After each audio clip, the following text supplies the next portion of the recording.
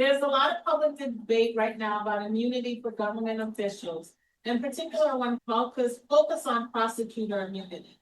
Prosecutors have absolute immunity, meaning they cannot be sued even for intentional, knowing, or reckless misconduct while prosecuting a case and hiding favorable evidence that could have freed an innocent person, such as the case of Deb Nicholls, where it was found, district court judge found prosecutors in the 4th Judicial District committed a Brady violation by withholding material exculpatory evidence. The January 2026 poll found that 83% of Coloradans support eliminating absolute immunity for prosecutors. To all of the candidates, what is your position on eliminating absolute immunity for prosecutors in Colorado so they can be sued for misconduct like hiding favorable evidence? I am open to the idea of changing the prosecutorial immunity in knowing and intentional circumstances, but here's to me, this is all going to come down to the details of what this is going to look like, and here's why.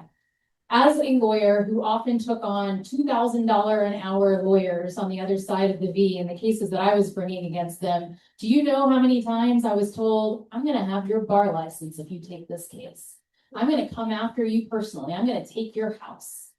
That's what you face when you take on the hardest structural fights to do something like breaking up a Google or taking on a CEO and putting that person in prison. And so I want to make sure that whatever we do with respect to accountability and prosecutorial immunity takes that into account so that this process is not weaponized such that we make white collar crime cases even harder to bring.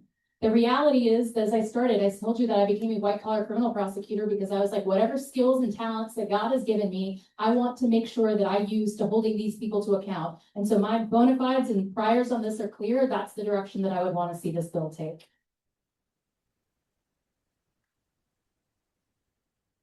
Yes, I oppose the concept of absolute immunity. No one should be above the law, including a prosecutor that has the power to destroy someone's life.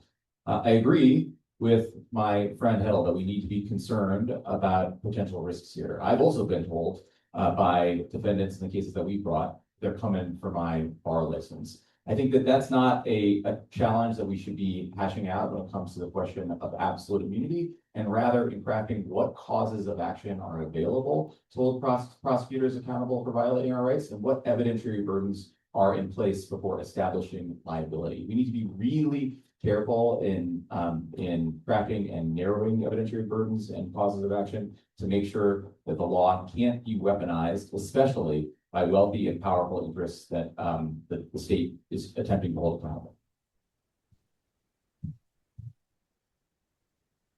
We have to hold unethical prosecutors accountable, and we should protect ethical prosecutors. We have to do that, and I appreciate those in the room who've done that.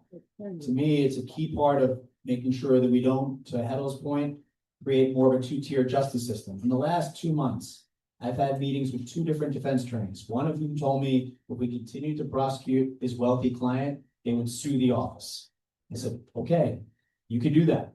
Case went to trial, the person was convicted.